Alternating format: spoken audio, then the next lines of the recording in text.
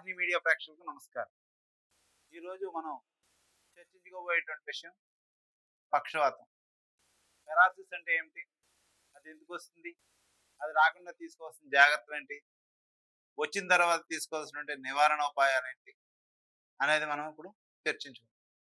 దీనికి ఏ రకమైనటువంటి రెమెడీస్ ఉన్నాయి ఆయుర్వేదంలో అనేటువంటిది మనం చర్చించుకుందాం. పెరాలసిస్ అంటే శరీరంలో సగం భాగం అంటే ఒక భాగం ముఖం కానీ, అలాగే ఒక కాలు చెయ్య ఒక పక్క, లేకపోతే మొత్తం కింద నుంచి పూర్తి శరీరం పని చేయకపోవడాన్ని మనం పక్షవాతం అంటాం. దీన్ని పక్షఘాతం అన్నారు. అంటే సగం శరీరానికి వస్తుంది కాబట్టి దీన్ని పక్షఘాతం అని కూడా అన్నారు. ఈ పక్షవాతంలో ఏ రకాలు ఉన్నాయనేది మనం ఇప్పుడు చర్చించుకుందాం. కొంతమందికి ముఖం ఒక పక్కకి అవుతూ ఉంటుంది. రెండోది శరీరం ఒకవైపు అంటే ఒక కాలు ఒక చెయ్య కదలలేకపోవడం. కొంతమందిలో కాళ్ళు వరకు పని చేయలేకపోవడం. అంటే మన యొక్క శరీరంలో వాయుతత్వం అనేటువంటి అధికంగా అవడం వల్ల ఈ పక్షవాతం అనేటువంటిది వస్తూ ఉంటుంది. మరి ఒక ప్రధాన కారణం ఏంటంటే జీవనశైలి సక్రమంగా లేకపోవడం. ఈ కరోనా తరువాత మనం ఎక్కువగా ఈ పక్షవాతం అనేటువంటిది ఎక్కువగా చూస్తూ ఉన్నాం సమాజంలో. తర్వాత దీనికి ఒక ప్రధాన కారణం ఏంటంటే సుదీర్ఘంగా కూర్చుని ఉండడం, మన శరీరంలో వ్యాయామం లేకపోవడం కూడా ఒక ప్రధాన కారణంగా మనం చెప్పుకోవచ్చు పక్షవాతం రావడం.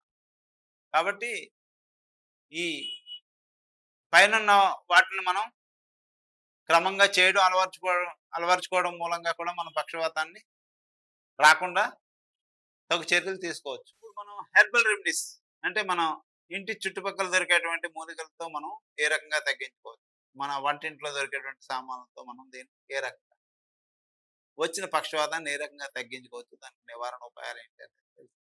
ఇందులో ఉలవలు అనేటువంటివి చాలా బాగా ఉపయోగపడతాయి. ఉలవల్ని ఉడికించి దాన్ని మనం పొద్దున్నే బ్రేక్ఫాస్ట్ లాగా కానీ, లేకపోతే మధ్యాహ్నం లంచ్లో కానీ దాన్ని కొద్దిగా ఉలవలు ఒక 50 గ్రామ్స్ రోజు తీసుకోవాలి. ఎందుకంటే మనకి ఉలవల్లో ఈ పక్షవాతాన్ని తగ్గించేటువంటి తత్వం ఉంది కాబట్టి ఉలవలు చాలా బాగా ఉపయోగపడతాయి.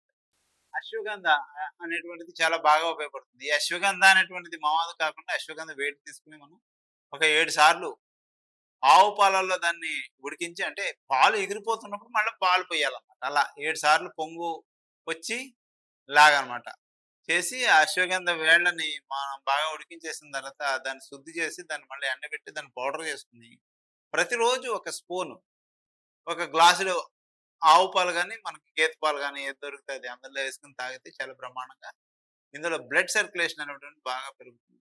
కానీ కంపల్సరీ దీన్ని మనం ఆవు పాలతో శుద్ధి చేయాలి. శుద్ధి చేసిన అశ్వగంధ అనేది మనకు దొరికితే తీసుకోవచ్చు, లేకపోతే మీకు మీరే శుద్ధి చేసుకోండి. ఇది చాలా బాగా ఉపయోగపడుతుంది. తర్వాత మన యొక్క అద్భుతమైనటువంటి రెమెడీ, మేము ఉపయోగించేటువంటి రెమెడీ మా వైద్య వెల్నెస్ సెంటర్లో ఎప్పటి నుంచో, వైద్య వెల్నెస్ సెంటరే కాదు మా పూర్వీకులు కూడా దీన్ని ఉపయోగించేవారు. కుప్పింటాకు, తర్వాత వెల్లుల్లి, పసుపు, బెల్లం ఇవి ఎలా చేసుకోవాలి ఏంటి అనేది మనం ఇప్పుడు చెప్పుకుందాం. కుప్పింటాకు దీన్నే మూర్కుండాకు అని కూడా అంటారు. దీన్ని ఒక 250 గ్రాములు తీసుకుని బాగా రోట్లో దంచేయాలన్నమాట. తర్వాత మనకు తెలుసు వెల్లుల్లిపాయలు. ఇందులో 2 రకాలు వస్తున్నాయి ఇప్పుడు వెల్లుల్లిపాయల్లో. బాగా పెద్ద రేఖ ఉన్నటువంటి వెల్లుల్లిపాయ ఒకటి, కొంచెం సన్నంగా ఉన్నటువంటి వెల్లుల్లిపాయ.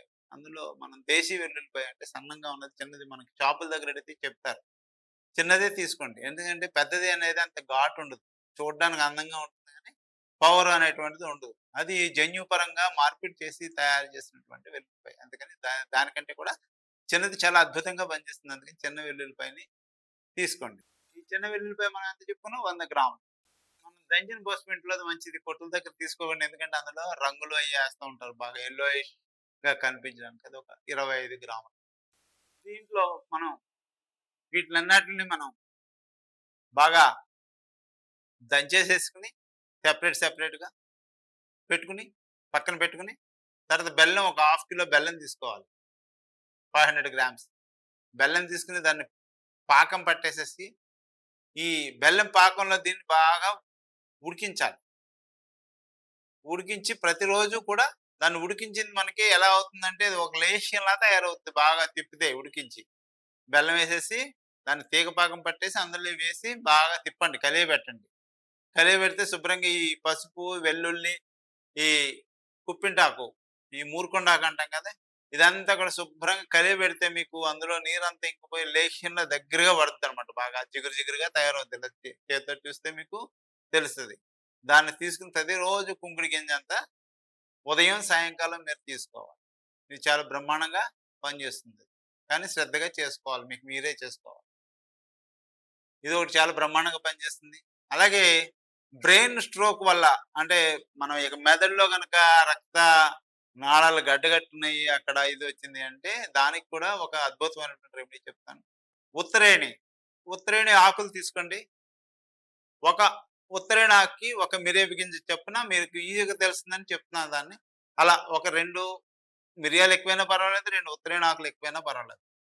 తీసుకొని మీరు దాన్ని శుభ్రంగా అలా లెక్కగట్టి నేను చెప్పిన తమాషాన లెక్క కట్టి మీరు రోట్లో దంచేసుకోండి. దంచేసుకొని అవి మీరు ఒక నెలకు సరిపడా లేతే 20 రోజులు సరిపడా చేసుకోవచ్చు మీరు ఒకేసారి. దాన్ని మనం మాత్రలు కట్టాలి. ఎంతెంత అంటే కుంకుడు గింజ అంతంత. చేసుకొని ఒక ఇంట్లో ఏదైనా షెల్ఫ్ ఉంటే ఆ షెల్ఫ్‌లో పెట్టేసుకోండి. అది గాలికి ఆరిపోతాయి. అంతేగాని ప్రతిరోజు చేసుకోక్కర్లేదు మీరు.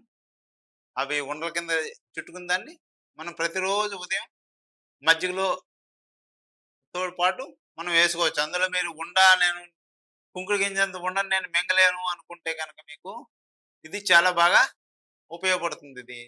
ఇది మీరు ఆ కుంకుడు గింజంతా చేసుకొని మీరు మజ్జిగతో పాటు పల్చటి మజ్జిగ చేసుకొని తీసుకోండి. చాలా బ్రహ్మాండంగా ఆ క్లాట్స్ దేనికి సంబంధించిన క్లాట్స్ ఒకవేళ ఈవెన్ హార్ట్‌లో ప్రాబ్లమ్ ఉన్న వాళ్ళకి కూడా ఇది పనిచేస్తది. ఇదే మెడిసిన్. కానీ బ్రెయిన్‌లో వీళ్ళకి పక్షవాతం వచ్చిన వాళ్ళకి బ్రహ్మాండంగా ఇది పనిచేస్తుంది. తర్వాత మరి ఒకటి కొంతమందికి పక్షవాతం వచ్చిన తర్వాత కొంతమందికి వాయిస్ అనేటువంటిది రాదు. మాట అనేటువంటిది మాట్లాడలేరు. ముద్ద ముద్దగా వస్తూ ఉంటుంది. వాళ్ళకి అద్భుతమైనటువంటి రెమెడీ చెప్తాను. అది ఏంటంటే మనం నువ్వుల నూనె మంచిది తీసుకోండి. ముడి నువ్వుల నూనె అంటే మనకి ఇస్తారు. మన షాపుల దగ్గర ఇస్తారనమాట. ఆ నువ్వుల నూనె తీసుకొని మీరు దాన్ని మన అరచేతిలో పోసుకోండి ఫుల్‌గా. పోసుకొని సహస్రం దగ్గర ఇట్లా పెట్టి నొక్కి పెట్టేసి ఉంచండి. నొక్కి పెట్టేసి ఆ మిగిలిందంతా కూడా తలకు రాయండి. ఇట్లా చేస్తే మీకు 15 రోజుల్లో ఈజీగా మాట ముద్దగా వచ్చిన వాళ్ళలో మాట చాలా క్లారిటీగా రావడం అనేది మేము చాలా మందిలో గమనించాం. మీరు కూడా చేసుకొని మీ మాట సక్రమంగా వచ్చేలాగా ఈ పక్షవాతం వచ్చిన వాళ్ళు మాటను మెరుగుపరుచుకుంటారని మేము కూడా ఆశిస్తూ ఉన్నాం. తర్వాత మరొకటి అద్భుతమైనటువంటి రెమెడీ ఒకటి గానుగ చెట్టు. కానుగ చెట్టు కొన్ని చోట్ల గానుగ చెట్టు అంటారు. కొన్ని చోట్ల కానుగ చెట్టు అంటారు. ఈ కానుగ చెట్టు బెరడు అంటే వేరు బెరడు తీసుకొని ఆముదం ఒక 50 గ్రామ్స్ గాని, 100 గ్రామ్స్ గాని మీకు ఎంత దొరికితే అంత తీసుకోండి. ఈ కానుగ చెట్టు బెరడు సేమ్ ఈక్వివలెంట్ ప్రొపోర్షనేట్‌లో తీసుకొని దాన్ని దంచేయండి. ఆ బెరడుని దంచేసేసి ఈ ఆముదంలో ఏసి ఒక 100 గ్రాముల ఆముదం అయితే 100 గ్రాముల వేరుకి సంబంధించిన బెరడు తీసుకోండి. తీసుకొని శుభ్రంగా ఆ బెరడు దేసేసి అందులో శుభ్రంగా కాసేయండి. కాసేసి ఆముదం ఒకటే మిగులుతుందనమాట. మీరు ఒక పావుగంట సేపు కాసారంటే ఆముదం ఒకటే మిగులుతది. అప్పుడు ఆముదం తక్కువ మంటలో కాయండి. ఆముదాన్ని శుభ్రంగా తీసి పక్కన పెట్టుకుని, ఆ ఎఫెక్టెడ్ ఏరియాస్ చెయ్యైతే చెయ్య, కాలైతే కాలు, మొఖమైతే మొఖం. ఎక్కడైతే ఎఫెక్టెడ్ ఏరియా ఉందో అక్కడ అప్లై చేయండి. చాలా బ్రహ్మాండంగా అద్భుతంగా పనిచేస్తుంది ఇది. ఇవి మాకు లభించవు కొంచెం కష్టం. ఫస్ట్ అయితే మేము ఏదో ఒకటి మాకు కావాలనుకున్నప్పుడు మహానారాయణ తైలం. మీకు ఏ కంపెనీదైనా పర్లేదు. మహానారాయణ తైలం గాని, మహామాష్ తైలం గాని ఇవి తీసుకొని ఆ వచ్చిన చోట ఆ ఎఫెక్టెడ్ ఏరియాస్ మీరు మర్దన చేయండి బాగా. మసాజ్ చేయండి. దీని ద్వారా మీకు చాలా రిలీఫ్ అనేది వస్తది. ఆ చెయ్యి గాని, కాలు గాని ఫుట్ డ్రాప్ అయితే ఫుట్ డ్రాపు లేతే వేళ్ళు సక్రమంగా పనిచేయడానికి కూడా ఈ మసాజ్ అనేది చాలా బాగా ఉపయోగపడుతుంది. కపింగ్ థెరపీ ఇది రక్త ప్రసరణని పెంచి కపింగ్ థెరపీ రక్త ప్రసరణ పెంచి ఇమ్యూనిటీ బూస్టర్‌గా పనిచేస్తుంది. టాక్సిన్స్‌ని తగ్గిస్తుంది. అలాగే వాత దోషాన్ని కూడా తగ్గిస్తుంది ఈ కపింగ్ థెరపీ. ఈ కపింగ్ ప్రక్రియలో మనం సక్షన్ ద్వారా కండరాల మీద మనం కపింగ్ చేస్తాం కాబట్టి ఇది రక్త ప్రసరణ మెరుగుపరచడంలో ఈ కపింగ్ థెరపీ చాలా బాగా ఉపయోగపడుతుంది. తర్వాత మన శరీరంలో టాక్సిన్స్ అన్ని కూడా స్వేదం రూపంలో బయటికి వచ్చేస్తాయి. ఈ స్టీమ్ బాత్ ని ఆయిల్ మసాజ్ తర్వాత తీసుకోవడం ద్వారా చాలా ఉత్తమ ఫలితం అయితే కలుగుతూ ఉంటుంది స్టీమ్ బాత్ వల్ల. మీరు ఎవరైనా పక్షవాతంతో కనుక బాధపడుతూ ఉంటే మా వైద్య వెల్నెస్ సెంటర్‌లో మేము వివిధ ప్రక్రియల ద్వారా మేము అందించేటువంటి ఈ వైద్య సేవల ద్వారా మీరు పక్షవాతం నుంచి తొందరగా కోలుకోవడం అనేది జరుగుతుంది. అలాగే మీరు పూర్తిగా ఆరోగ్యవంతులయ్యి మీరు యథాస్థితిగా నడవడం అనేది మనం ఇప్పుడు ఈ క్రింద వీడియోలో చూపిస్తున్నాం. మా దగ్గర వైద్యం తీసుకున్న వాళ్ళు ఎలా కోలుకున్నారు అనేది. మీరు మా వద్ద ఈ మధ్య వైద్యం అంటే పక్షవాతానికి సంబంధించి మేము ఒక పేషెంట్‌కి ట్రీట్ చేయడం జరిగింది. మీరు మా దగ్గరికొచ్చి ఈయనకి 2018లో పక్షవాతం అనేది రావడం జరిగింది. మీరు మా దగ్గర ట్రీట్మెంట్ చేసుకొని అంటే వచ్చినప్పుడు సాయం పట్టుకు తీసుకొచ్చారాయన్ని. ఇప్పుడు ఆయనకి ఆయనే బ్రహ్మాండంగా నడుస్తూ ఉన్నారు.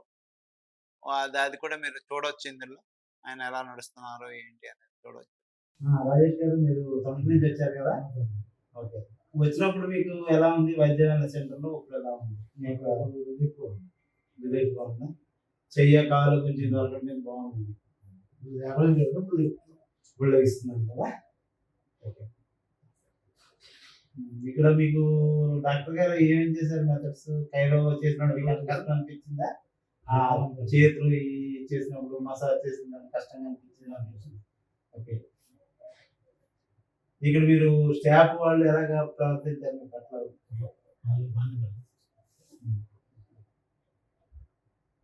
మీకు ఇప్పుడైతే వచ్చిన దాని మీద ఇప్పుడు మీకు చాలా బాగుంది. మీరు రావడం కాదు, శ్రద్ధగా వచ్చారు. మీరు మీ వైఫ్ తీసుకుని వచ్చారు కాబట్టి మీరు ఈజీగా దాని నుంచి ఇంకా బాగా రికవరీ అవుతారు. మీరు ఇంకా అన్ని బాగున్నాయి. ఒకసారి నడిచి చూపించండి. స్టిక్ దాకా ఒకసారి నడిచారు. మీ స్టిక్ ఉంది కదా, వచ్చేటప్పుడు స్టిక్ లేకుండా నడిచేవారు కదా, ఇప్పుడు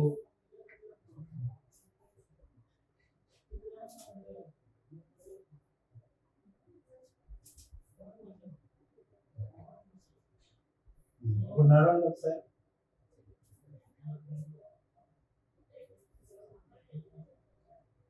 గుడ్ అండి, వెరీ గుడ్. మళ్ళీ ఒకసారి